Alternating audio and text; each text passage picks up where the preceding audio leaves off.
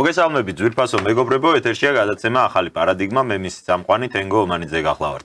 დღევანდელ ეთერში ჩვენი სტუმრები იქნებიან პარტია სოლიდარობა მშვიდობისთვის ლიდერები, თავმჯდომარე ბატონი მიხეილ ჟღენტი და გენერალური მდივანი ბატონი თემურ ფიფია. მოგესალმებით ბატონებო და დიდი მადლობა გადაცემაში სტუმრობისთვის.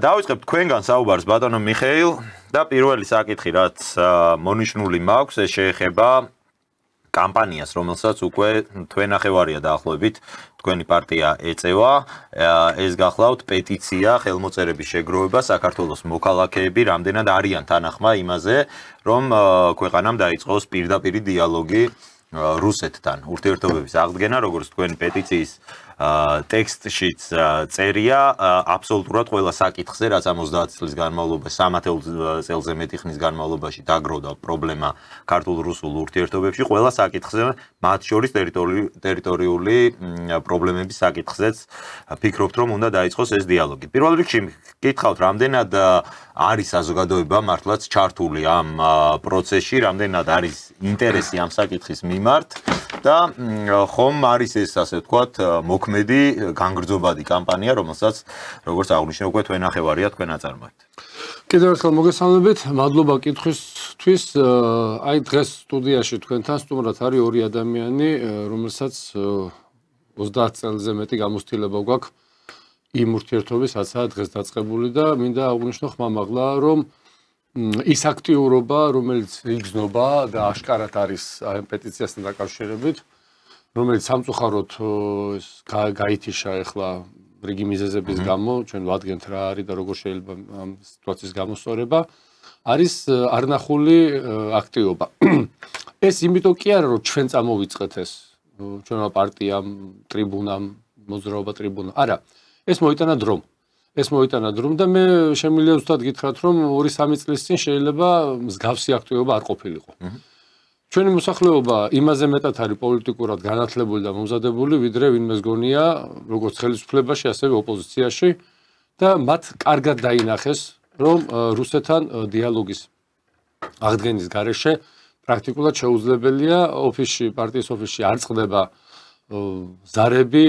მე ყველას ძალიან დიდი მადლობა მინდა მოგახსენოთ აი ამ აქტივობისთვის და გუშინ წინ 80 წელს მიღწეული ცოლ-ქმარი თავის ფეხით მოვიდა ოფისში, სიმართლე გითხრათ, აი შემცვლასავით, იმიტომ რომ ჩვენ თუ ჩვენ მოსახლეობას აი ეს იმედი გაუცრუეთ, ჩვენ ვიქნები ძალიან მძიმე მდგომარეობაში, პირადად მე პიროვნულად ვიქნები მძიმე მდგომარეობაში, იმიტომ რომ ჩვენ არ აგვაქვს უფლება და ამავდროულად მთავრობას არ აქვს უფლება.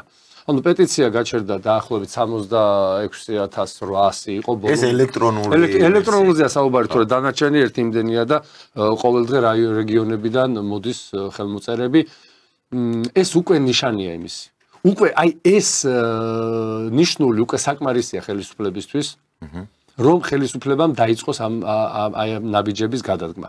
იმიტომ რომ 10,000, 20,000, 30, 2 არა 70,000 და რო არ გაჩერებულიყო ახლა ეს საიტი დაახლოებით ჩვენ უკვე ვიქნებოდით 70-ზევით და თვის ბოლოს გვექნებოდა მინიმუმ თვის ბოლოს გვექნებოდა 100,000 ნიშნული ეს ელექტრონული იმ მინუსებით ასე ვთქვათ იმ მინუსების გათვალისწინებით რომ მოსახლეობის დიდ ნაწილზე მათ შორის მეც არა მაქვს დიდი წვდომის სურვილი იმიტომ რომ არა ტექნიკასთან არ მეგობრობ ასე ვთქვათ ამიტომ ასაკოვან ხალხს უჭირს მაგრამ ისინი რეკავენ მოდიან გვიგზავნიან ვის როგორ შეუულია თავის ხელმოწერებს ზოგს ჩვენ ვაწვდით ამბიულეტებს, ასე რომ დრო მოიტანა ეს ყველაფერთან ერთად და მე მიხარია რომ აქ ოფისში მოდის ის ხალხიც, რომლებიც დაუშვათ მრავალი წლის წინ სხვანაირად ფიქრობდნენ.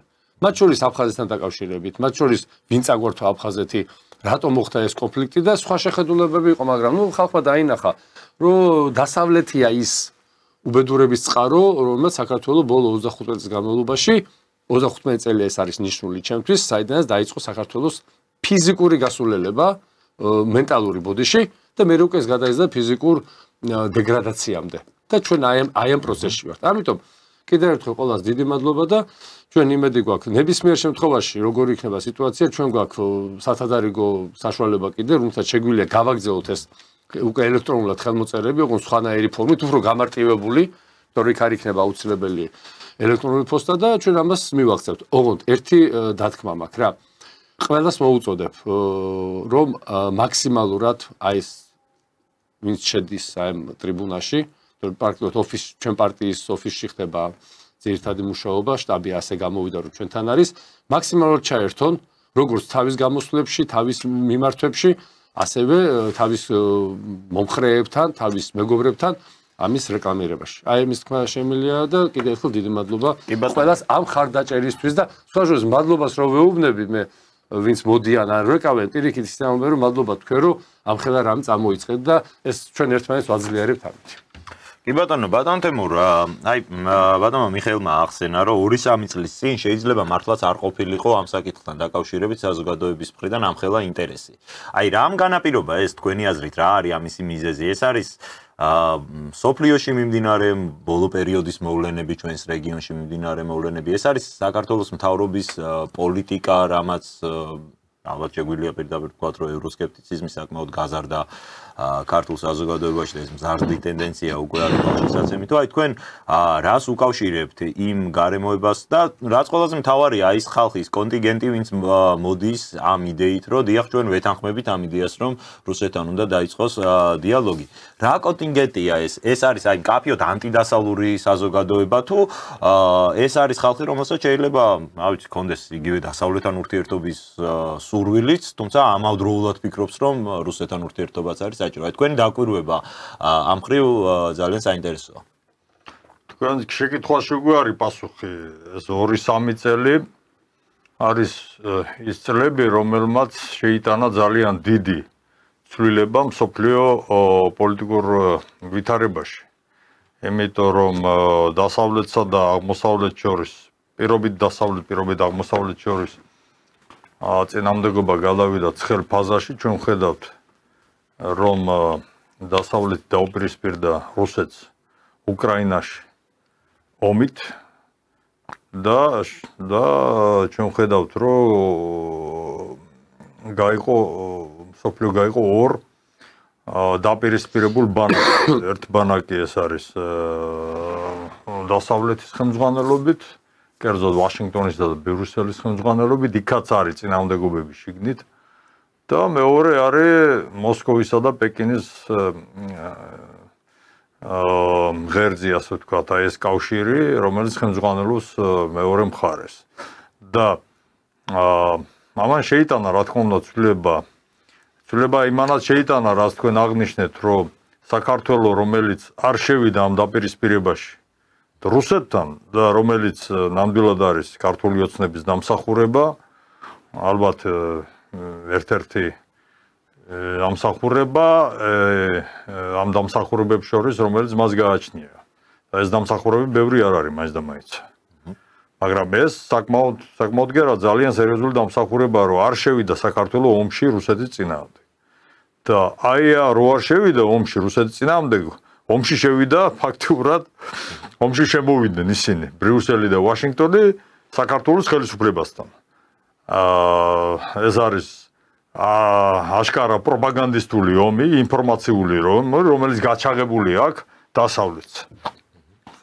საქართველოს ოფიციალური ხელისუფლების წინააღმდეგ და რადგანაც ოფიციალური ხელისუფლება თავს იცავს ინფორმაციის საშუალებებით, ეს არის ტელეარხები, ეს არის სოციალური მედია, მძლავრი საინფორმაციო საშუალებები თავს იცავს, აქედან გამომდინარე ჩვენ ვხედავთ დაპირისპირებას ამ თავდაცვის რეჟიმში დასავლეთთან და ხელი შეუწყო ამან დასავლეთის ნამდვილი სახის დანახვას მოსახლეობის ფართო მასებისათვის. აი ამ ვითარებამ, ამ კონკრეტულმა ვითარებამ ხელი შეუწყო იმას, რომ მოსახლეობამ ნახა თუ რას რახვები გააჩნია დასავლეთ ჩვენ წინააღმდეგ. კი, მაგრამ ეს ავტომატურად აი კონვერტირდება იმ განწყობაში, რომ თუ კი დასავლეთის მიმართ სკეპტიკურად არის საზოგადოება, სკეპტიციზმი იზრდება, ეს ავტომატურად ნიშნავს, რომ იგივე რუსეთთან დიალოგის მომხრე საზოგადოება. ეს ნიშნავს იმას, რომ მოსახლეობის დიდი ნაწილი მიხვდა იმას, რომ დასავლეთთან ჩვენი ურთიერთობები, პერსპექტივები არ არსებობს. საქართველოს არც ეკონომიკურად, არც პოლიტიკურად მით უმეტეს, არც სამხედრო პოლიტიკურ კავშირში დასავლეთთან ეს მისი დაღუპვაა, იმიტომ რომ რუსეთი ამას ვერ მოითმენს და არ მოითმენს და მეორე მხრივ სარგებლობაც არ არის იმ კავშირში, არავითარი დასავლეთთან. ჩვენ ვერაფერს ვერ მივიღებთ იქიდან გარდა უარყოფითი შედეგის. მე კიდევ ერთხელ მინდა აღნიშნო, რომ საქართველოს მოსახლეობა, მათ შორის ჩვენს დასავლეთში ახლა ხალხის წინამდე კი არა ვართ, არც გერმანელი ხალხის, ჰოლანდიაში ვიყავი ამას წინათ, არც ჰოლანდიელების, არც ფრანგების, არც ამერიკელების, აი უბრალო ხალხის. ჩვენ ვართ მათი ხელმძღვანელობის, ამ ქვეყნების ხელმძღვანელობის პოლიტიკის წინამდებ, რომელსაც ისინი ატარებენ საქართველოს მიმართ. და არც მოსახლეობა აქვს საქართველოს, ვინმესთან ომი და კიშკობა კი არ გვინდა ჩვენ მოსახლეობას, იმათ ვინც ხელი მოაწერეს რუსეთთან დიალოგს. არა. უნდათ რომ დიალოგი დაიწყოს რუსეთთან, რომელიც არის ჩვენი მეზობელი, დიდი მეზობელი, ბირთვული სახელმწიფო, ეკონომიკურად მძლავრი სახელმწიფო, რომელზეც ჩვენ ისტორიულად ისე მოხდა, რომ დამოკიდებულია ჩვენი ეკონომიკა რუსეთის ეკონომიკა, გადაბმულია მასთან. და აი ამას ხვდება საქართველოს მოსახლეობა და ამიტომ არის აქტივობა. მე მინდა რომ რამოდენიმე დაზუსტება გავაკეთო ამ ხელმოწერებთან დაკავშირებით, რომელიც მიმაჩნია, რომ ძალიან მნიშვნელოვანია. ხელმოწერების კამპანია დაიწყო პარტნიორებთან ერთად. ერთ-ერთი ინიციატორი ჩვენა ვართ პარტია სოლიდარობა მშვიდობისთვის. ერთ-ერთი მთავარი ინიციატორი აი ამ ხელმოწერების კამპანიის. ჩვენ ყავს პარტნიორები და გაერთიანებული ვართ ერთ პლატფორმაში, რომელსაც ქვია თავისუფალი ტრიბუნა. და იქ, როცა ჩვენ შევიკრიბეთ სასტუმრო ამბასადორში, სადაც განვაცხადეთ, რომ ვიწყებთ ხელმოწერების კამპანიას. იქ ჩვენ ყველა ხელი მოვაწერეთ განცხადებას პირველებმა, რომელზეც მე ხელი მოაწერა აი ამ 77,000-მა ელექტრონულად და ძალიან ბევრმა არაელექტრონულად, არამედ ანკეტებში. იმ განცხადებაში წერია, რომ ჩვენ მივმართავთ საქართველოს მთავრობას. მოუწოდებთ მას, რომ დაიწყოს დიალოგი რუსეთის ფედერაციასთან. სხვა მოთხოვნა დაკონკრეტებული იქ არ არის. ჩვენ მოუწოდებთ, რომ დიალოგი დაიწყოს. ჩვენ არ მოუწოდებთ, რომ დიპლომატიური ურთიერთობები აღადგინეთ, კიდევ რაღაცა კონკრეტული გააკეთეთ რუსეთთან. ჩვენ გვაქვს ძალიან ფრთხილი აი ასეთ საერთო ხასიათის მოწოდება მიმართვა ხელისუფლებისადმი, რომელსაც აწერს ხელს აი ეს ათასობით ადამიანი. დაიწყეთ დიალოგი რუსეთთან. და იქ ჩვენ სპეციალურად არის ეს განცხადებული, იმ დღესაც განვაცხადეთ, რომ დიალოგი უნდა დავიწყოთ ყოველგვარი წინასწარი პირობების გარეშე. ეს პირობები, რაც ჩვენ გვინდა, რომ რუსეთს წაუყენოთ, დიალოგის რეჟიმში უნდა წაუყენოთ. ჩვენ დიალოგი უნდა დავიწყოთ იმისთვის, რომ პირობები წაუყენოთ. ის პირობები, რაც ჩვენ გვინდა რუსეთის. და არა პირიქით, რომ პირობები არსებობდეს დიალოგში. ანუ პირობების გარეშე უნდა დაიწყოს დიალოგი. ეს არის ჩადებული აი ამ მიმართვაში და იმ შეკრებაშიც ასე იყო ესა. და ეს მოსახლეობა, რომელიც აწერს ამას ხელს, უკვე 70,000-მდეა ელექტრონულად და არაელექტრონულად არის, 100,000-მდე ასულები ვართ. ზუსტად ამას აწერს ხელს, რომ დიალოგი დაიწყოს საქართველოს მთავრობამ, რუსეთის მთავრობასთან წინასწარი პირობების გარეშე. ამას ჩვენს ხაზს უსვამთ, ეს აუცილებელი დათქმა იყო და ეს დარჩება ყოველ შემთხვევაში. მე მიხეილ ჟღენტი და უმრავლესობა დარწმუნებული ვარ, სწორედ ამის მომხრეა, რომ ამგვარი დათქმა იყო და ამგვარი მოწოდება იყო და ამას აწერს ხელს 10,000-ობით საქართველოს მოქალაქე. ბატონთეგის სანამ ეს თემა ამოვწუროთ ის რომ ეს ხელმოწერები ძალიან მძიმედ მიიღო ლიბერალურმა ოპოზიციამ და დასავლეთმა, მეტყველებს იმაზე, რომ აქამდე ამ წლების მანძილზე თემურს კარგად ახსოვს, ის ხალხი, ვინც რუსეთზე საუბრობდით, საერთოდ ჯერ ვიყავით გამარგინალების მდგომარეობაში. მერე ვიყავით ისეთი სუბუქი დაცინვის. უკვე ბოლო 10 წელი იყო იგნორი და ეხლა იგნორი აღარ არის, ეხლა აგრესია. ანუ აგრესია რაღაცა გაჩნდა. ესე იგი გაჩნდა საშიშროება იმის, რომ ჩვენი იდეა და ჩვენი საფრთხეს ძალიან დიდ საფრთხეს გზნობენ და მით უმეტეს საფრთხეს გზნობენ ამ ხელმოწერები და მე მინდა ვთხოვო ჩვენ რეჟისორს აი ეს ფეიკი რო დადეს, შექმნეს ფეიკ გვერდი დადეს, სადაც ჩვენ თითქოს ეხლა გამოჩნდა აი ეს ფეიკ გვერდი, სადაც ჩვენ თითქოს ესე იგი აი ამ ხელმოწერებში გულისხმობთ იმას, რომ საქართველოს ურთიერთობა რუსეთთან შეიძლება მხოლოდ მის შემდეგ, რაც აფხაზეთს საქართველოს ცხინვალს აღიარებს და მოხდება მათი აღიარება. ერთ ამი რო დავაზუსტოთ, ესე იგი ამ შემთხვევაში საუბარი არის სოციალურ ქსელში შექმნილ fake გვერდზე, ანუ არა ავთენტურ გვერდზე, რომელიც არ გეკუთვნით თქვენ და სადაც ხდება ინფორმაციის გავრცელება იმის შესახებ, თითქოს თქვენ იქ რაღაც აფხაზეთის აღიარების საკითხებზე. ხო, აფხაზეთის აღიარების შემდეგ შეიძლება რუსეთთან საუბარი. ეს არის მტკნარი სიცრუე, არასდროს მიუხედავად ჩვენი ძალიან რადიკალური მოთხოვნებისა რუსეთთან არა მარტო დიალოგის, ეს ჩემი პირადი აზრია, არც პარტიის აზრია და არც მოძრაობის, რომ არა მარტო დიალოგი, არამედ სტრატეგიული თანამშრომლობა უნდა აღვადგინოთ. მიუხედავად აი ამ ყველა ჩემი განწყობისა, მსგავსი არსად არ გაჟღერებულა, მსგავსი ვერ გაჟღერდებოდა, იმიტომ რომ ჩვენ ასე არ ვფიქრობთ. მე უფრო მეტსაც გეტყვით, მე ვფიქრობ, რომ ჩვენ იმ შემოთავაზებას, სადაც რუსეთი აკეთებს, აი ბოლო შემოთავაზება იყო გუშინ განაცემაში ვიყავი ბატონ ნიკოლოსთან, რომ უკვე რუსეთი გვეუბნება ხელი მოაწერეთ სამშვიდობო. დიდი ხანია ამას აუბენ და გუშინ კიდე შეგვახსენეს გუშინ წინ. რომ ხელი მოაწერეთ სამშვიდობო შეთანხმებას განუახლებასთან. და ასევე ნატოში ნუ დადიან გამოთქვამენ შეშფოთებას, რომ ჩვენი სამხედროები იღებენ ნატოში ნატოს სწავლებაში მონაწილეობას. ანუ ეს თემა რო ამოვწუროთ, ვიღაცას კი არა ძალიან დიდ სერიოზულ ძალებს უკვე აქვთ პრობლემა იმასთან დაკავშირებით, რასაც ჩვენ ვაკეთებთ. ამიტომ ჩვენ გამომდინარე აქედან თუ დამეთანხმებით, ჩვენ ვდგებათ სწორ გზაზე და კიდევ ერთხელ ვიმეორებ. აი 100,000-მდე უკვე რომელიც უფრო მეტი შეგროვებულია დაახლოებით, ანუ 70-მდე არის და ერთი იმდენი დაახლოებით შეგროვილია. სხვადასხვა ინფორმაციები მოდის.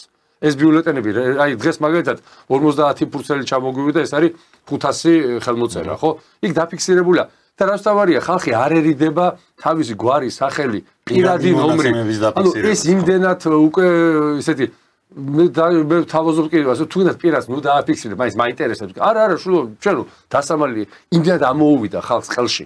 აი ეს რაც ბოლო 30 წელი, 35 წელი ხდება, რომ უკვე აღარც მალავენ, აღარც ეშინია და ნუ კიდევ ერთხელ მადლობა ამისთვის. კი ბატონო, თქვენთან განვაგრძობ საუბარს, უშუალოდ აი ტექნიკური საკითხები მე მგონი მოვილიეთ, რაც დაკავშირებული არის ხელმოწერებთან, მაგრამ აი როდესაც ეხლა რო ვისაუბროთ პოლიტიკურ კონტექსტზე ამ ყველაფრის. როდესაც თქვენ სთავაზობთ ხელისუფლებას, რომ მან დაიწყოს დიალოგი რუსეთთან, რამდენად არის ამ ყველაფერში გათვალისწინებული არსებული კონტექსტი? გულისხმობ რას? დღეს საქართველო არის მდგომარეობაში, რომელიც პრაქტიკულად დარჩენილია საერთაშორისო პარტნიორის გარეშე, ხო? ამერიკის შეერთებულ შტატებთან ჩვენი პრემიერი ღია წერილებით საუბრობს, ეს ნიშნავს, რომ რაღაც დიპლომატიური არხებით რესურსი არის ამოწურული, დასავლეთიდან ზოგადად აი რა მოდის ბრიუსელიდან რა წნეხი მოდის, ამას ჩვენ ხედავთ და საქართველოს დღეს არის იმ ვითარებაში, რომელსაც არ ყავს პრაქტიკულად ესეთი გულმხურვალი გულშემატკივარი საერთაშორისო ასპარეზზე. არის ეს საუკეთესო დრო იმისთვის, რომ ასეთ დროს დაიწყოს საუბარი რუსეთთან. აი მე მინდა შეგახსენოთ, იყო ამასწინათ კელოგის განცხადება ტრამპის ერთ-ერთი ტრამპთან დაახლოებული და მისი ადმინისტრაციის ერთ-ერთი მაღალჩინოსნის განცხადება, სადაც ის ამბობს, რომ ჩვენ თანახმავართ რუსეთთან ვილაპარაკოთ იმაზე, რომ საქართველოს, მოლდოვის და უკრაინის მიმართულებით ნატო აღარ გაფართოვდეს. ანუ ის კოზირი, რაც საქართველოს პრინციპში შეიძლება ქონოდა თეორიულად რუსეთთან სავაჭროთ დიალოგის დროს, თვითონ ჩვენმა ყველაზე უფრო სტრატეგიულმა პარტნიორმა ფაქტიურად გამოგვაცალა ან გვაცლის დღეს ხელიდან. რითი მივდივართ რუსეთთან? რა შეიძლება საქართველოს კონდეს ისეთი ბერკეტი, რითიც ჩვენ წინასწარ გვექნება იმისი განწყობა, რომ აი რაღაც ჩვენთვის სასარგებლო პროცესში შევალთ.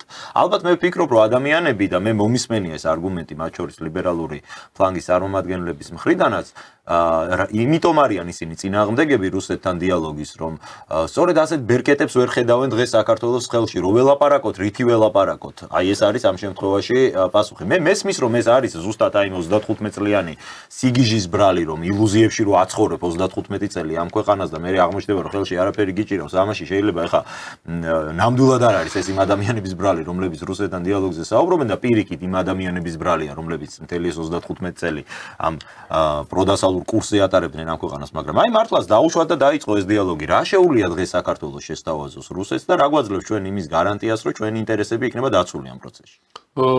პირველ რიგში მოდით შევთანხმდეთ. თუ არ დაიწყებ დიალოგს რა ხდება? მოდი აქედან გამოვიდეთ. არ დავიწყებ დიალოგი, არ გვინდა არ ველაპარაკებით, იგნორი გავუკეთეთ 200,000-მდე საქართველოს მოქალაქეს. მერე არაფერი, მათ აქვს მაგალითად მოლოდინი, როგორც მინიმუმ როგორც ესეა, ისე მაინც გაგრძელდება. ვივაჭროთ, იმაში რო არის, სარეშორო ვერ გამოფენა.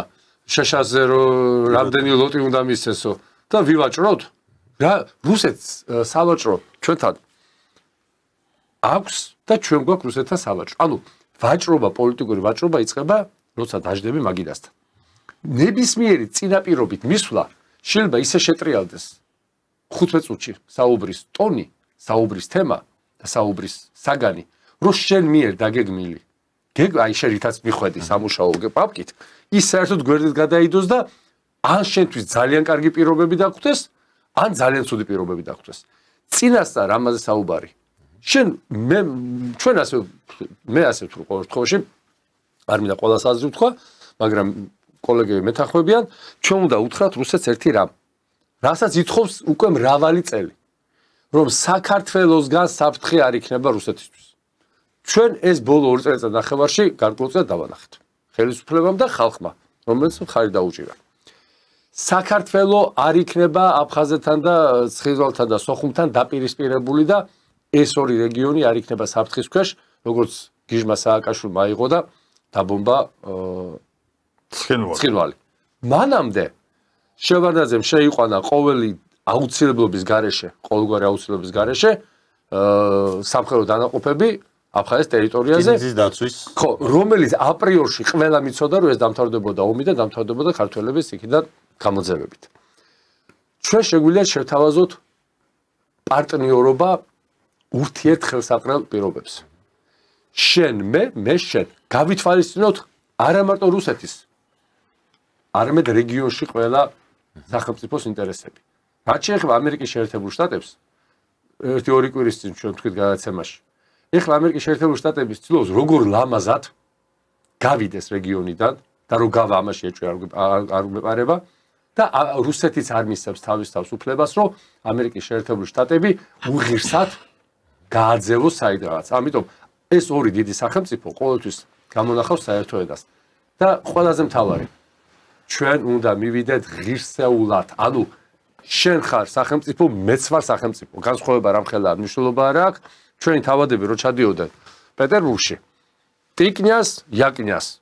იმ თავადს, ვისაც რუსი ლაპარაკებოდა, საქართველოს ხელა ტერიტორია ჰქონდა თავის მამულად და მაგრამ რუსები მას იღებდნენ როგორც ღირსეულ პარტნიორს, ღირსეულ ვიზავის. აჯერს ამ ხრივ რუსეთის იმპერია გამონაკლისი იყო, სხვა ბერი იმპერია. ჩვენ 90-იან წლებში ყველა დიდი შეცდომა რაც დაუშვა საქართველოს პოლიტიკურმა ელიტამ, ეს იყო რუსეთთან დაპირისპირება, ყელყელაობა და მაპატიეთ ის მარაზმი, რომელსაც ჰქონდა გარკვეული ნაციონალიზმის შტრიხები. ეს მე კარგად მახსოვს და აი ეს შეცდომები არ უნდა გავიმეოროთ. ყველას ინტერესები.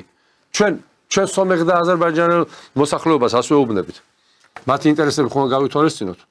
ყველას ინტერესი გათვალისწინებული უნდა იყოს, მით უმეტეს ის რაც დღეს ხდება ჩვენ ბოდიში გამიგზავნა სიტყვა. კი ბატონო და ჩვენ სირგლივი რა ხდება ამაზე ოდნავ მოგვიანებით მინდა გადავიდე. პირველ რიგში ბატონ თემურ, თქვენთან აი ესეც სახის შეკითხვა მექნება რომ პრინციპში თუ კი დგას აი ამისი საჭიროება და თუ ხელისუფლება ხედავს ამის საჭიროებას რუსეთთან ურთიერთობების აღდგენის თუ დიალოგის, საჯარო დიალოგის დაწყების და ეს საჭიროება ქვეყნის წინაშე დგას, მას წესით საერთოდ არ უნდა ჭირდებოდეს არც ერთი ხელმოწერა, არც ერთი მოქალაქის, თუ ეს ასეა საჭირო, ისედაც უნდა გააკეთოს, ხო მართალია? აი, საქართველოს ხელისუფლების პოზიციები და მათი საგარეო ვექტორი დადგა ბოლო პერიოდში კითხვის ნიშნის ქვეშ, ის აღარ არის ისეთი მკაფიოდ პროდასავლური, ჩვენ ამას ვხედავთ, პირიქით არ დაპირის მართალია დეკლარირებულად კვლავ ვიზახით, რომ 2030-ში წევრები უნდა გავხდეთ და ნატოზე უკვე ვერაფერს ვეღარ იძახიან, იმიტომ რომ თვითონ ნატო კეთავს იქით კარს, მაგრამ ვერ ვიტყვით, რომ ეს ანტიდასავლური თუ დასავლეთის მიმართ სკეპტიკური ვექტორი გადაიხარა მაინდა-მაინც ჩრდილოეთისკენ და მაინდა-მაინც ეხა, რასაც ჩვენი ლიბერალები აბრალებენ, რომ პრორუსები არიან ესენი, ჩვენ ვერ ვხედავთ ყოველ შემთხვევაში რაიმე კონკრეტულად გადადგმულ ნაბიჯს, ხომ, ამ მიმართულებით. ეს როგორ შეიძლება ახსნა და რამდენად გასაგები და რამდენად თანმიმდევრულია თქვენთვის საქართველოს მთავრობის საგარეო კურსი და საგარეო ვექტორი. არის ეს რაღაც აი მწყობრი თანმიმდევრული სტრატეგია ნაწილი თუ არის თქვენთვისაც ამ საკითხებში ცოტა ბუნდოვანება. მე გავაგრძელებ თქვენის ნებართვით იმ კითხვაზე პასუხს, რაც დაუსვით ბატონ მიშას. აი დიალოგი დაიწყო. რითი მიდის საქართველოს ამ დიალოგში? საქართველოს ხელისუფლებამ რო გადაწყვიტოს დიალოგი რუსეთთან, რა თქმა უნდა, ის უნდა მივიდეს შესაბამისი პირობებით. ის პირობები უნდა შეიქმნას უკვე საქართველოში მანამდე. ყოველ შემთხვევაში ჩვენ ნატოსთან თამაშები უნდა შევწყვიტოთ და უნდა ვთქვათ აშკარად და გამოკვეთილად, რომ საქართველო არ ითანამშრომლებს ნატოსთან. რადგანაც 30-35 წელმა ჩვენ დაგვარწმუნა იმაში, რომ ნატოსთან ყოველგვარი თანამშრომლობა ბოლოს გამოდის მესამე ქვეყნის წინააღმდეგ თანამშრომლობა. იმიტომ რომ ნატო ძლიერია, ბევრად წარმოუდგენელ უფრო ძლიერია ვიდრე საქართველო და ეს ყოველთვის მოგვახებს თავის ინტერესებს თავს. მასე იყვნენ რუსეთზეც მაშინ. რუსეთი წარმოუდგენელ ძლიერი. მისი ინტერესები სწორი შენიშვნაა. მისი ინტერესები კი არის დღეს გამოიკვეთა, რომ რუსეთი დაამარცხოს სამხედრო ველზე და სტრატეგიული დამარცხება მიაკნოს მას. რაც შეეხება რუსეთს, საქმე იმაშია, რომ ნატოსთან და ნატოს იმ ქვეყნებთან დაკავშირებით, ქვეყნებთან, რომელიც ნატოშია გაერთიანებული, ჩვენ საერთო ინტერესები არ გაგვაჩნია ამ ეტაპზე. მე როცა ნატო არ იქნება, ან შეიცვლება პოლიტიკა და მე კი გამოჩნდება. რაც შეეხება რუსეთს ინტერესები, სახელმწიფო ინტერესები და საქართველოს ინტერესები ერთმანეთს ემთხვევა. სტრატეგიული ინტერესები. რუსეთის ინტერესები რა არის? რომ ერთიანი უშიშროების სისტემა სივრცეში იქნას, პოსტსაბჭოთა სივრცეში. ის საფრთხეები, რომელიც გააჩნია საქართველოს რუსეთს, ერთი და იგივე საფრთხეებია. ერთად მოვირიდოთ, ავირიდოთ თავიდან და ერთიანი ეკონომიკური სივრცე აღვადგინოთ. ერთიანი ეკონომიკური სივრცე, რომელიც იქმნებოდა 200 წელი. აი საქართველო იყო აი ამ სივრცის ნაწილი. გამოაჩინა 35 წელმა, რომ სხვა სივრცეში ჩვენ ინტეგრირება ვერ მოხდება და არ მოხდება. ნოლია, უარყოფითია შედეგი. მაგრამ აი ამ სივრცეში ჩვენ ვიყავით და ვიყავით წარმატებული, როგორც დღეს იტყვიან, ეკონომიკა. ამ სივრცეში, ამ ეკონომიკურ სივრცეში არის საქართველოს ეკონომიკის პერსპექტივები. ადგილობრივი წარმოების, განვითარების სხვა პერსპექტივები არ გაგვაჩნია. აქედან გამომდინარე, საქართველოს ინტერესებში შედის რუსეთთან დიალოგის დაწყება და რუსეთთან საუბრის დაწყება ერთიან ეკონომიკურ სივრცეზე აღდგენაზე და შესაბამისად ერთიანი ახლა ეს უკვე სოლიდარობის პოზიცია სამხედრო პოლიტიკური სივრცის აღდგენაზე. რაც შეეხება დიალოგს, თუ შენ იტყვი იმას, რომ ნატოსთან არ თანამშრომლობ, შევწყვიტე ნატოსთან თანამშრომლობა. თუ შენ იტყვი იმას, რომ აფხაზეთს და ცხინვალს და სოხუმს არ ემუქრება არავითარი, ესე იგი საფრთხე სამხედრო თვალსაზრისით თბილისის მხრიდან. ის არავითარ შემთხვევაში არ განმეორდება, რაც მოხდა 91-12 წლებში. მერე კიდევ 2008 წლებში. და თუ კიდევ ბევრ ამას იტყვი, რამოდენიმეს ისეც, რომელიც საქართველოს ინტერესებში შედის და აფხაზების და ოსების ინტერესებშიც ერთდროულად. ამ შემთხვევაში შეიქმნება საერთო ფონი, ისეთი ფონი, რომელიც დიალოგისთვის სასარგებლო ფონი, რომელიც ჩვენ აუცილებლად მიგვიყვანს კონკრეტულ შედეგებამდე რუსეთთან დიალოგი მოხდულობაში, კონკრეტულ შედეგებამდე, რომელიც ორივე მხარისთვის სასარგებლოა. ახლა აი ფეიქ ტყუილთან, რომელსაც ესე იგი, რომელიც გამოქვეყნდა და ჩვენი მეგობრების დაჟინებით მოთხოვნა, ჩვენ არ გვინდოდა მიგვექცია ყურადღება ამისთვის, ესეთი აბსურდული რამეა. მაგრამ გთხოვეს და აუცილებელია რომ უპასუხო. ხო, აი თქვენს ფიქრობთ რა აუცილებელია. კი ბატონო. ეგ მე ვიცი და შეიძლება როგორ ჟურნალისტი ასე აფასებს. არავითარ შემთხვევაში ჩვენი პოზიცია არ არის, რომ ჩვენ დიალოგში შევიდეთ რუსულ მხარესთან და თუ გინდა ნებისმიერ მხარესთან, სადაც ჩვენ, ესე იგი ჩვენ ვამბობთ, რომ საქართველო აფხაზეთის და ცხინვალის რეგიონის გარეშე. პირიქით, ჩვენ დიალოგში შევალთ რუსულ მხარესთან, ნებისმიერ სხვა მხარესთან. სწორედ იმის გათვალისწინებით, რომ ქართველები, აფხაზები და ოსები უნდა იცხოვრონ ერთ სივრცეში. ერთ სივრცეში უნდა გავერთიანდეთ. ისე როგორც ჩვენ ვიყავით საბჭოთა პერიოდში და მანამდეც 200 წლის მანძილზე. ეს არის ჩვენი აი წითელი ხაზი როგორც თქვიან. ეს არის ჩვენი მტკიცე პოზიცია. და ერთიანი ჩვენი სოლიდარობის პოზიციაა ისიც, რომ აფხაზეთსა და საქართველოს გაერთიანების, აფხაზების, ქართველების და ოსების ერთ სივრცეში გაერთიანების პირობა არის, პირველი ნაბიჯი გადაიდგა ზუსტად, რომ ჩვენ გავხდეთ იმ სამხედრო პოლიტიკური სივრცის ნაწილი და ეკონომიკური სივრცის ნაწილი, რომელშიც რუსეთი მონაწილეობს. სადაც აფხაზები და ოსები არიან და არ დაუტოვებიათ არასოდეს. და მოდიში და ამითი უკვე ჩვენ ავტომატურად ვაღიარებთ იმას, რომ ჩვენ თავდასხმას და ასე ვთქვათ, სამხედრო ავანტიურებს არ ვაპირებთ. არა მხოლოდ ეს. ჩვენ უკვე გადავდგამთ ნაბიჯს ერთიანი სივრცისკენ აფხაზებთან და ოსებთან. ეს უკვე პირველი ნაბიჯი იქნება საქართველოს ერთიანობისკენ. ასე რომ ყველაზე თანმიმდევრული ახლა თავსაც შევიქებ, რადგან პასუხობა იმათ და ეს შექება ამას თავის საფუძველი აქვს. ყველაზე თანმიმდევრული თუ ვინმე არის საქართველოს ერთიანობის თვალსაზრისით, აფხაზებთან და ოსებთან შერიგების თვალსაზრისით, ეს არის სწორედ ჩვენი მოძრაობა. ეს არის მიხეილ ჟღენტი, ეს არის თემურ ფიფია, ეს არის ვალერი კვარაცხელია, ეს არის ჩვენი მეგობრები და ეს არის სოლიდარობა მშვიდობისთვის. დღეს სხვა პოლიტიკური პლატფორმა ამაზე უფრო თანმიმდევრული, რომელსაც გააჩნია თავისი ხედვა, როგორ უნდა აღდგეს საქართველოს ერთიანობა და როგორ უნდა გავაკეთოთ ისე, რომ აფხაზები, ოსები და ქართველები ერთ სივრცეში ვიცხოვროთ, ამაზე უფრო თანმიმდევრული პოზიცია სხვა პოლიტიკურ პლატფორმას არ გააჩნია. რაც შეეხება აი იმას, ეს არის პროვოკაცია, ეს არის ტყუილი და ეს კიდევ ერთხელ მიანიშნებს იმაზე, რომ ჩვენ სწორი გზით მივდივართ.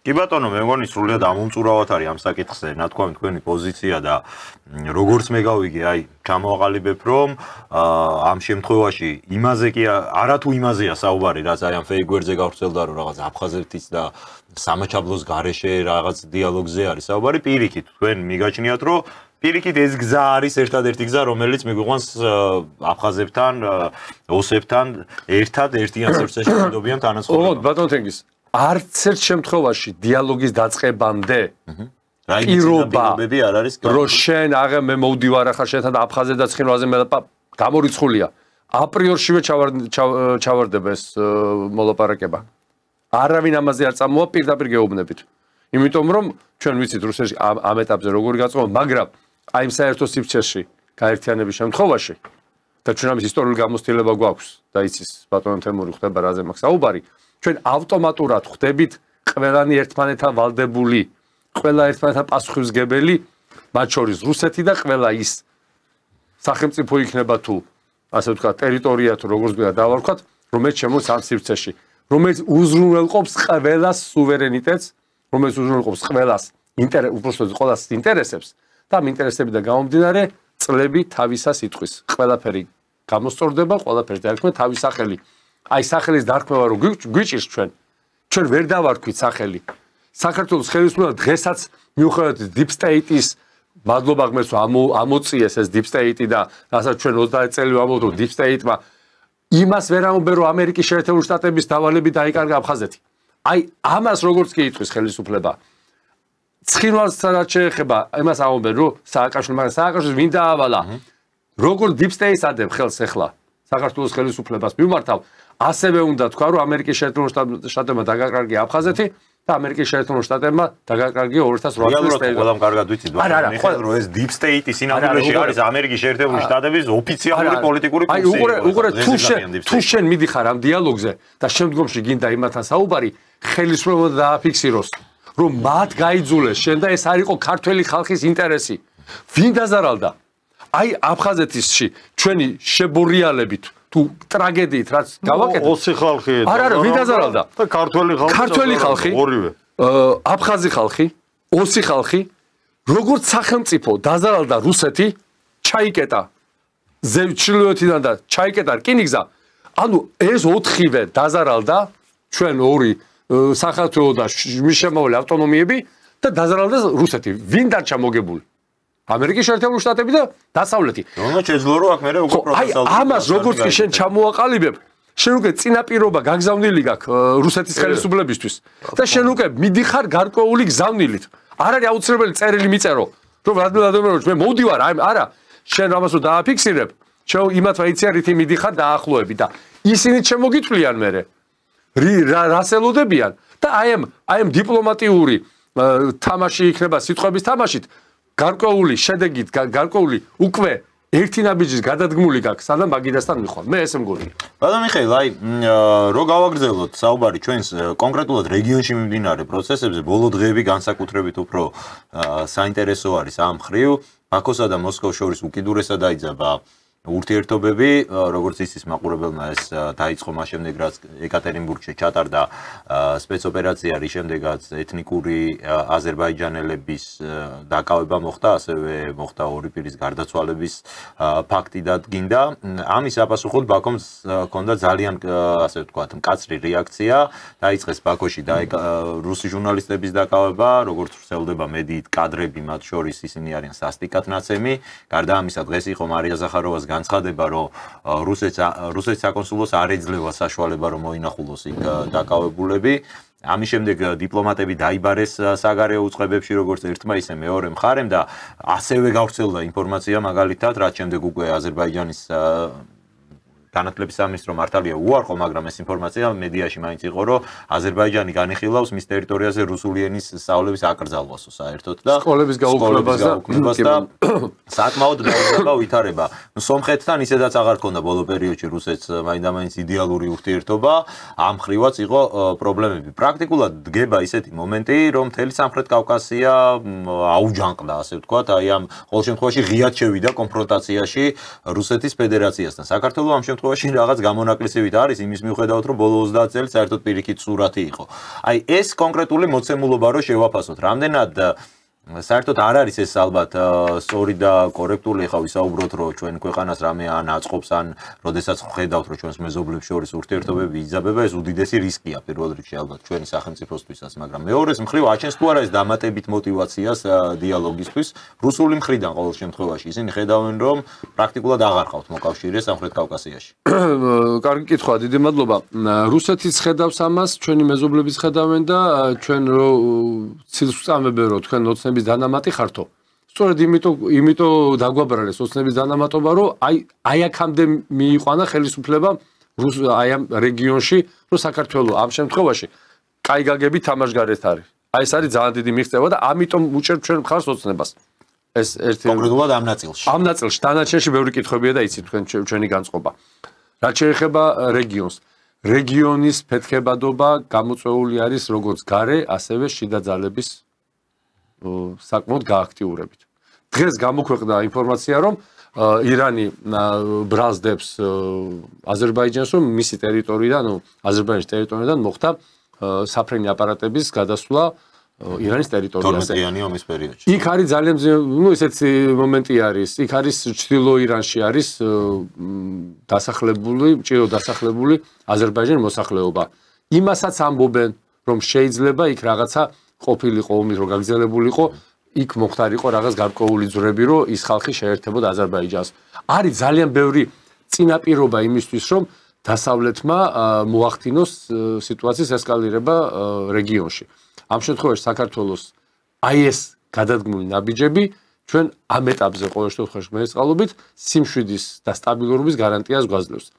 აი ზუსტად ეხლა ჩვენ არავის არ ვეჭიდავებით, არავის არ მით უმეტეს ჩვენ მეზობლებს, მაგრამ ჩვენ ადრეს გვიქავს აზერბაიჯანი თავის ინტერესებს ატარებს, სომხეთი თავის ინტერესებს, თურქეთი ჩვენი ინტერესები გავატაროთ და აი ამ მოცემულ დერეფანში, რომელიც გაიხსნა ეხლა, მივიდეთ სალაპარაკოთ.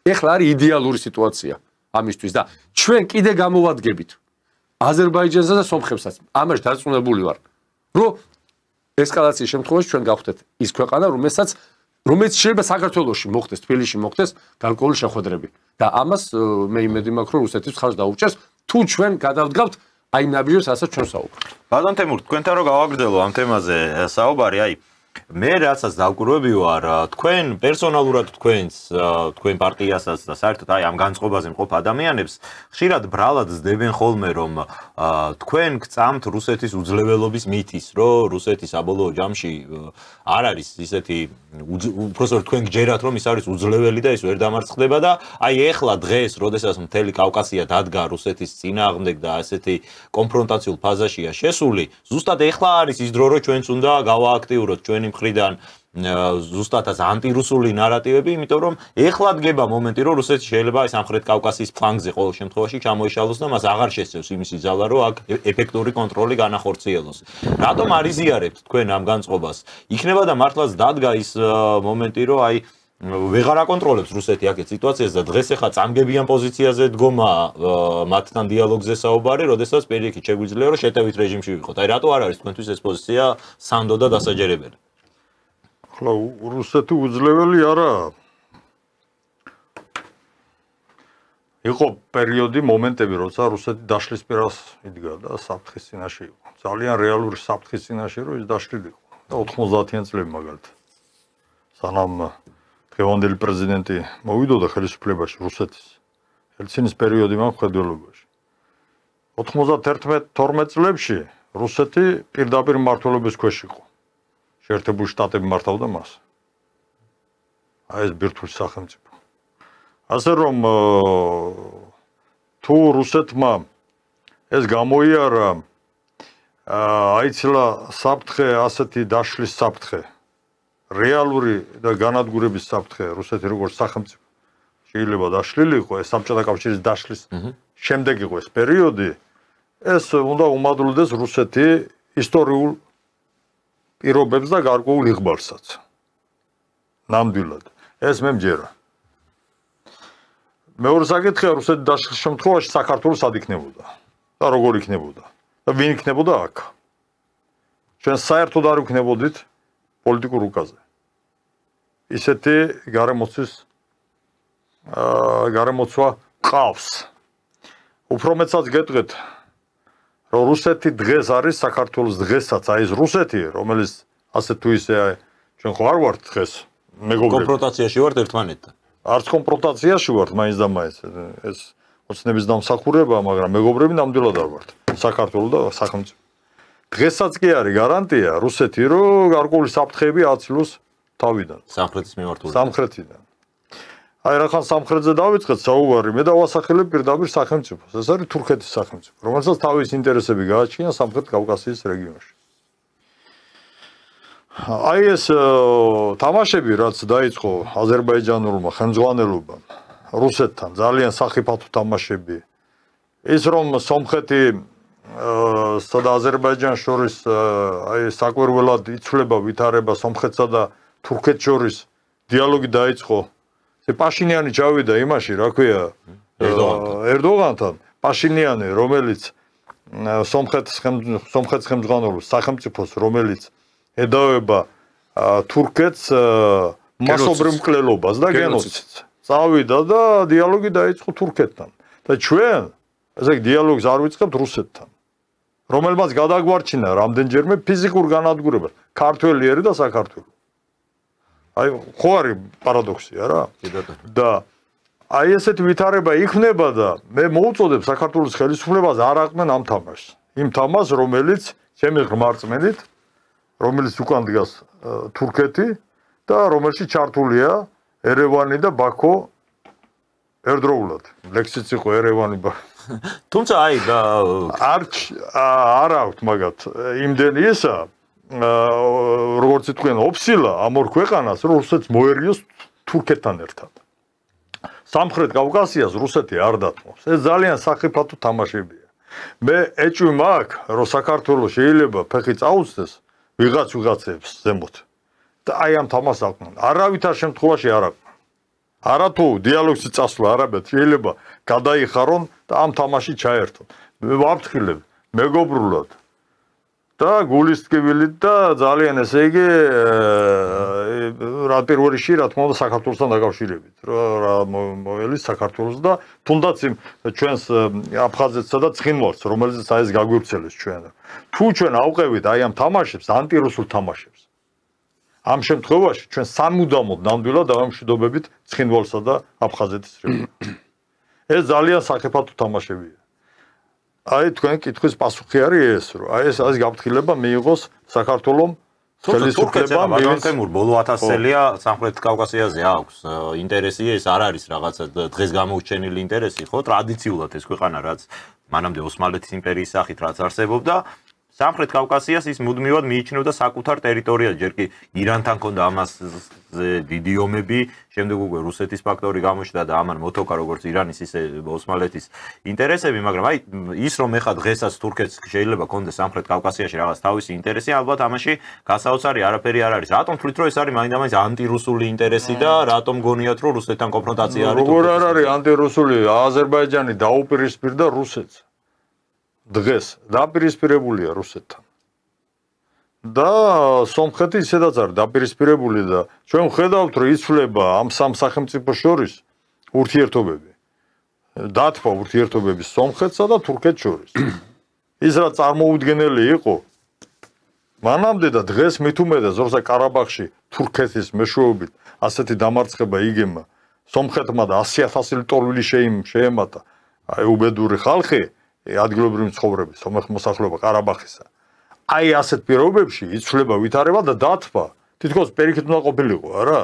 ამაში ლოგიკას სხვანაირს ვერ ვხედავ მე, გარდა იმისა, რომ აქ არის სომხეთის ხელმძღვანელობა მაგალითად რუსეთს აბრალებს მაგ ყველაფერს და არა ახლა ეს ძვალი არ აქვს ეს შეიძლება ბევრ რამეს დააბრალო ისეთ რაღაცა თქვა, რომ დაუშვათ დააჯერო ნაწილი მოსახლეობისა ნაწილი კი არა უმრავლესობაც კი როცა შენ ხელშია ინფორმაციის საშუალებები.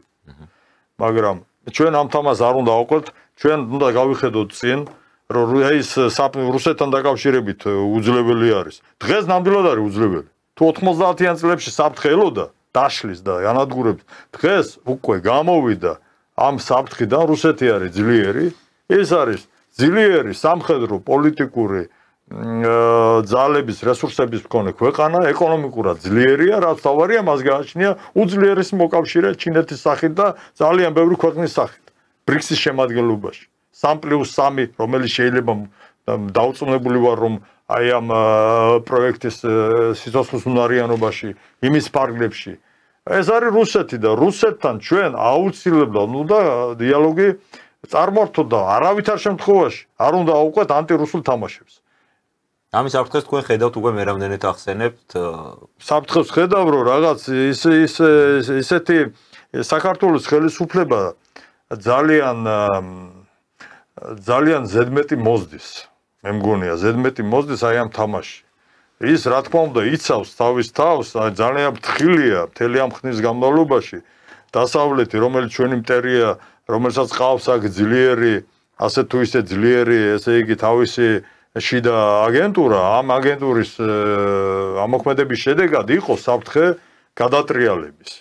იყო და ამასთან დაკავშირებით ქართული ოცნება ფრთხილობ ჩვენ გვესმის რომ 12 წელია ფრთხილობს.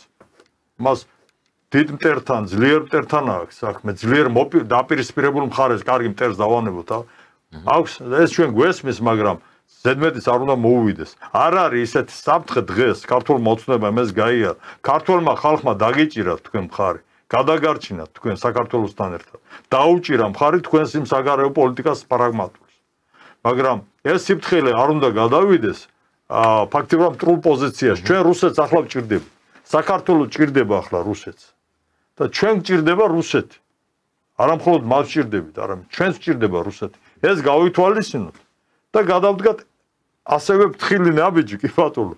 მაგრამ ნაბიჯი რუსეთთან დაახლოების მიმართულებით. ფრთხილი არა.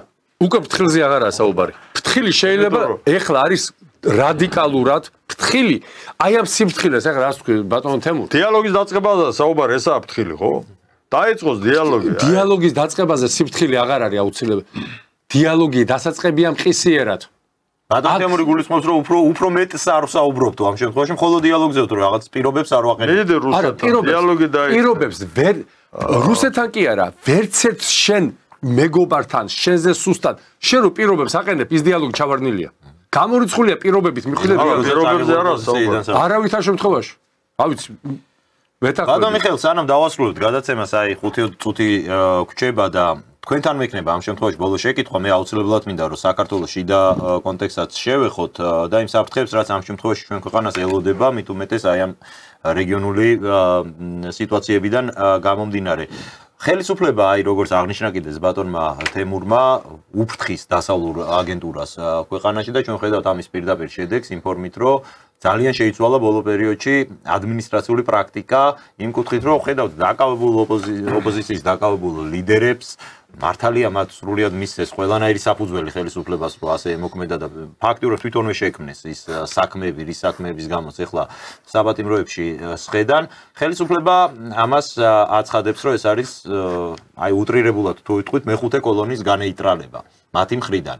რამდენად მიგაჩნიათ, რომ დესტაბილიზაციის საფრთხე დღეს არის უკვე მოხსნილი ქვეყანაში, იმ ფონზე, რასაც ხედავთ ოპოზიციაში, ტაქსაქსული ერთმანეთთან შეუთანხმებელი, ზოგი ციხეშია, ზოგი ქვეყნის გარეთ არის გაქცეული, ზოგს რა უნდა ვერ გაიგებ აქციებზე გამოდიან სიტყვით, მაგრამ სათქმელი არ აქვს საზოგადოებისთვის. ამის მიუხედავად თუ არის უკვე მოხსნილი დესტაბილიზაციის საფრთხე ქვეყანაში და ხელისუფლების მიერ გადადგმული ნაბიჯები თუ არის საკმარისი პრევენცია იმისთვის, რომ ჩვენ ვიყოთ დაცული, რომ ქვეყნის შიგნით არაფერი ხდება აქ რაღაც სიტუაცია. მე ესე ვთვლი, რომ აი ამ მათი ესეთი კოლექტიური წასვლა ციხეში ეს იყო დასავლეთის ერთ-ერთი ბოლო ოპერაცია, რომ იქნებ გამოაფხიზლონ ოპოზიციური ძალები, იქნებ გამოაფხიზლონ ოპოზიციურად განწყობილი მოსახლეობის ნაწილი და იმიტომ რომ სხვა შანსი ნახეთ როგორი მდგომარეობა იყო, აი მიტინგებსაც ეთყობა, ხო 30-40 კაცი გამოდის რუსთაველზე. ანუ მინელებულია ეს მინელებულია და ზუსტად ამ მინელების ერთ-ერთი პირობა თუ წინაპირობა ეს არის რუსეთის ასე ვთქვათ წარმატებები როგორც ეკონომიკაში, ასევე ფრონტეს და ის რომ საქართველოს ინარჩუნებს იმას, რასაც ვინარჩუნებთ. ანუ დღეს ქვეცნობიერად შეიძლება ვინმე უჭერდეს ხარს ლიბერალურ პოზიციას, მაგრამ საფრთხე იმისი, რომ მათი მოსვლით შეიძლება რაღაც შეიცვალოს აგრადიკალურად, ეს ქვეცნობიერად მუშაობს. ისინი წავიდნენ ციხეში, იმიტომ რომ იქნებ გამოაფხიზლონ ხალხი. ამანაც არ უშველა. ეხლა ბოლო მცდელობები იქნება კიდე დასავლეთისგან და მე ბევრჯერ მithქვამს, რომ დასავლეთთან საქართველოს ხელისუფლებას, აი ამ ანგლოსაქსებთან და მათ გზა მოჭრილი აქვს.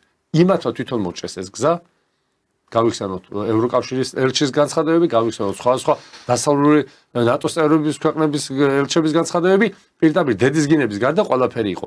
ამიტომ ყველაფერი არის, აი როგორ გითხრათ რა, კერძის მოსამზადებლად დიასახლის რო უდევს ყველა ინგრედიენტი. აი ესე ყველა ინგრედიენტი დევს დღეს ჩვენი ხელისუფლების წინ და სანამ ეს ინგრედიენტები არ გაფუშტება, მანამ უნდა დაიწყონ მისგან სადილის გაკეთება. თორე შეიძლება რამდენიმე დღეში ის დაჭკნეს, გაფუშტეს და აღარ ვარგოთ გასაყრელი იყოს. ყველაფერი მოცემულობა გვაქვს და ალბათ თქვენიცით. წინ ახალი გამარჯვებებისკენ, რომელიც გადის დიალოგს. დიდი მადლობა. ერთი წუთიც არ მჭირდება. როცა საუბრობ ზედმეტ სიფრთხილეზე, რომელიც გადადის ანტირუსულ, ასე ვთქვათ, ისეთ მოქმედებებზე, რომელიც დღეს ამ პირობებში, როცა რუსეთს გაუჭირდა სამხრეთ კავკასიაში, რუსეთი მიიღებს როგორც მტრულ ნაბიჯებს. ამისათვის ის მაინც არ უნდა გააკეთო, რომ ნატოს წვრთნები ჩაატარო დედაქალაქთან, თბილისთან ახლოს. აი დღეს ამ ვითარებაში. ის მაინც არ უნდა გააკეთო, რომ დღეს რო კომისია მთელი შავი შემადგენლობით უმტკიცებდა გახარიას, რომ მე უფრო მეტი ანტირუსი ვარო. ჩვენ უფრო მეტი ვიდრე შენო. ეს მაინც არ უნდა გააკეთო, ის უნდა გააკეთო, რომ ეს არ დაგჭირდეს ეს არგუმენტი. გახარიას მოტივით უპირებენ მე მგონი და ხო, მაგრამ უმტკიცებდა ყველა იქ შარმანაშვილი იყო და ის იყო, ხო, ეროვნული მოძრაობის წარმომადგენელი იყო კიდე ერთი და თავი დაიცვეს და კომისიის თავმჯდომარემაც დაიცვა ეს ხალხი გახარიასგან, რომ ესენი ჩვენ ვართო ანტირუსები, შენ კი არა, შენზე მეტი ანტირუსი ჩვენა ვართო. ეს არ უნდა, ეს ერთ-ერთი მთავარი ეთერია, პოლიტიკური შოუს ელემენტები კი არის, მაგრამ პოლიტიკური პროცესია ეს. სადაც შენ უნდა გაასამართლო აი ეს ხალხი, რომელმაც 2008 წელს რუსეთის წინააღმდეგ პროვოკაცია ჩაიდინა 20 ხალხის წინააღმდეგ და რუსეთის წინააღმდეგ. და ამას ასამართლებ ისე რომ შენ ჭირდება ამის თქმა, რომ მე უფრო მეტი ანტირუსი ვარ ვიდრე შენო. ეს არ უნდა იყოს. ის მაინც არ უნდა იყოს თუ შენ არ შეგიძლია კონსტიტუციიდან აი ამ მუხლის ამოღება სამარცხვინო მუხლის, რომელიც შენს კოლონიურ მდგომარეობას ამტკიცებს, რომ ჩვენ აუცილებლად გავხდებით ნატოს წევრი. ასე პირდაპირ არ წერია, მაგრამ ამას გულისხმობ. ის მაინც უნდა განაცხადა ქართული ოცნება რო ხარ, რომ ჩვენ როცა პირობები იქნება, როცა კონსტიტუციური უმრავლესობა გვექნება, ამ მუხლს ამოვიღებთ კონსტიტუციიდან.